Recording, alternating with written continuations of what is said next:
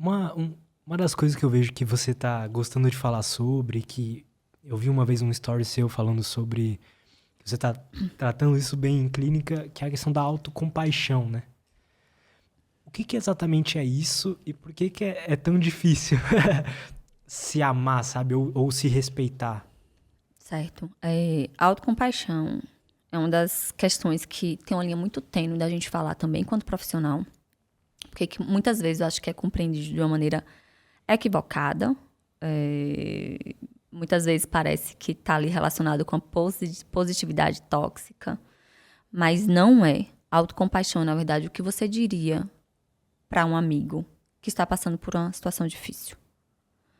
E aí você volta isso para você, né? Como é que você trataria um amigo passando por uma situação difícil? Eu vou trazer um exemplo que tem em um dos livros que, assim, eu acho muito, muito legal esse livro, que é um manual de Mindfulness e Autocompaixão, que tem uma situação, um exemplo. Uma mulher saiu de um relacionamento e tá solteira. Aí depois, né, de algum tempo, ela tem um encontro e vai sair com o cara lá. E ela cria uma expectativa ali alta, né, em retomar, em se relacionar de novo, em ver novas perspectivas.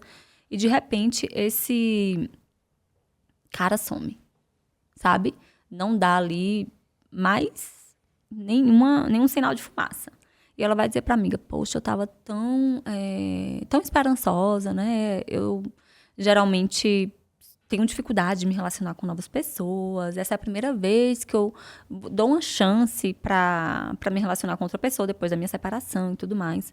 Aí a amiga vira pra ela e fala, claro que ele não ia te dar notícia. Você é uma pessoa chata, você é uma pessoa que não tem, sabe, que sufoca demais o outro. E outra coisa, você não tá se cuidando. Olha só a autoimagem como tá. Você falaria isso pra uma amiga ou pra um amigo? Nunca. Nunca.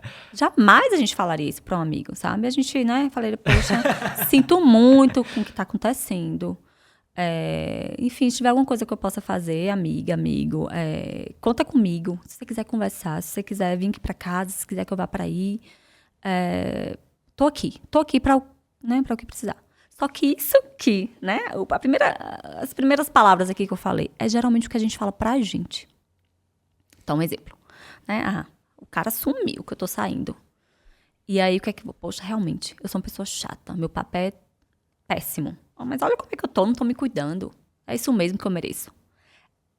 Lembra que eu falei lá no início da autocrítica que muitas vezes a gente constrói o nosso próprio perigo. Então, a gente se chicoteia o tempo todo. Por quê? Pois é, por quê, né? Parece que não tem resposta. Por que a gente faz isso o tempo todo? Porque a gente tá se comparando. Porque a gente... E acaba sendo... Tudo é uma linha muito tênue, mas é verdade. Acaba sendo uma linha muito tênue porque isso de se comparar está relacionado com o desenvolvimento, né? Com querer ser melhor e tudo mais. Mas a gente esquece a nossa individualidade, sabe? Então, a autocompaixão não é positividade tóxica. A autocompaixão é cuidar de si no seu sofrimento. A gente não se abraça. A gente não se beija. A gente não se cheira. A gente abraça o outro, a gente cumprimenta o outro. E autocompaixão não é eu colocar a mão na cabeça e procrastinar o que eu tenho que fazer. Eu acho que muitas vezes a gente entende isso. Vou ser bonzinho comigo mesmo. Eu tenho que trabalhar muito, eu tenho que fazer muita coisa, eu tenho que me sobrecarregar. Não é isso autocompaixão, gente. Autocompaixão não tá falando pra eu diminuir o trabalho, autocompaixão não tá falando pra eu me esquivar das coisas difíceis. Autocompaixão tá ali dizendo algumas palavras que são de autobondade, de nos elogiarmos, sabe? De validar a nossa dor no momento que está sendo difícil, no momento que está sendo desconfortável. Eu tenho um exemplo meu. Uma autorrevelação até que eu fiz no meu Instagram. Eu tenho medo de avião. Tenho medo de avião. Então, assim, eu usei nessa minha última viagem agora, né? Quando eu vi, uma prática de autocompaixão e mindfulness. Então, medo de avião é algo que, assim, menina do interior, primeira vez que eu viajei de avião, já era psicóloga, sabe? Enfim, antes era só ônibus, Salvador, Xique-Xique, Salvador, Juazeiro, ali, tudo na Bahia. E, enfim, quando eu passei a morar em Salvador, comecei a viajar para outros lugares, aí foi minha primeira experiência de avião. E é algo desconhecido para mim, é algo que é realmente mais distante. Então, tudo que é novo. E o que é que eu escuto lá no interior?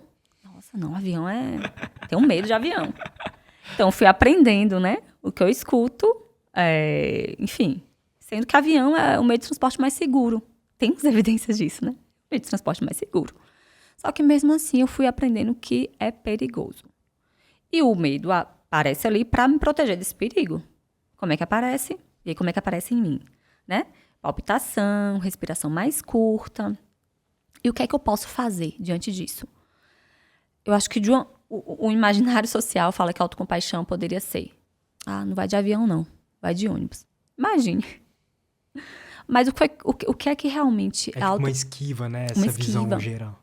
Exatamente, Lutz. Parece que o que as pessoas entendem de autocompaixão é que eu vou me esquivar de tudo que é difícil e que eu vou me dar só o que é bom, só o que é prazeroso, mas não. Hoje eu mereço, né? Sei lá, exatamente. Um hambúrguer, quando você não tá podendo ali na hora. Perfeito. E aí, pensando, né, no avião, o que foi que eu fiz? Naquele momento, eu validei, sabe?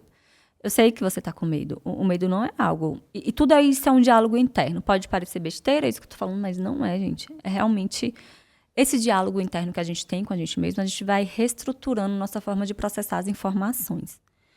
E as informações que eu tenho sobre o que é avião, sobre o que é andar de avião, é processada de uma maneira. Mas quando eu faço um diálogo interno, eu vou processando de uma maneira que é mais adequada. Então, eu vou sim pegar avião. É importante sim pegar avião. Mas não é vergonhoso eu sentir medo. Sabe? Eu sei que você está com medo. Eu sei que isso está sendo difícil, porque para você não é algo do seu hábito, da sua rotina pegar avião. Não foi da sua rotina pegar avião. Então, por muito tempo, enfim, você não se expôs a essa situação. Então, naturalmente, você vai sentir medo. Mas está tudo bem. Você pode se cuidar aqui. Como é que você pode se cuidar aqui, Aline? Se fizer uma respiração, você vai regular todo o seu sistema de alerta e vai fazer uma respiração mais consciente, vai levar oxigênio para toda a sua parte fisiológica. Isso você vai dar sinal ali para o seu cérebro que está tudo bem, de uma maneira fisiológica, e seus sinais de medo, de ansiedade vão diminuir fisiologicamente? Então, acho que sim. E eu vou fazendo, né, me colocando no presente. Se eu esquivar ali, não quero sentir isso não, o que é que eu posso fazer? Deixa eu pegar o chocolate para passar o tempo, deixa eu pegar o amendoim para passar o tempo, deixa eu tomar mais café para passar o tempo. Ficar aqui no TikTok. Exatamente. Ficar aqui no TikTok, ficar aqui no Instagram. Então, assim, eu preciso fazer uma prática de autocompaixão. E é isso, sabe? Falar para mim, não tem problema você estar com medo. Essa ansiedade é natural. É o que você falou, é como se estivesse falando para um amigo, né? É o tipo de coisa que você falaria para um amigo. Exatamente. O que é que eu falaria para uma amiga que tá ali com medo do meu lado, né? Na hora da decolagem? Será que é porque quando a gente vai falar para um amigo, a gente não tem, assim, o lado emocional tão forte, a gente é mais racional falando para um amigo, sabe? E aí quando é com a gente tem o lado emocional gritando muito alto. Né? Exatamente.